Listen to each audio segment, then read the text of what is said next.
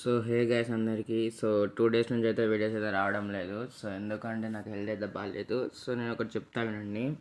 ఇంట్లో అయితే ఎవరు లేరు. అక్క జాబ్కి వెళ్ళింది, మామయ్య కూడా జాబ్కి వెళ్ళింది, ఒక్కనే ఉన్నా. అండ్ నేను టీవీ చూద్దాం అనుకుంటే చూడండి గైస్, రిమోట్ ఏమో పని చేస్తలేదు. హాఫ్ అన్ అవర్ నుంచి ట్రై చేస్తున్నా, నాకేమో ఫుల్ ఫీవర్. పట్టించుకునే వాళ్ళు చూడండి లేదు. ఎంత ట్రై చేసినా కూడా వస్తలేదు.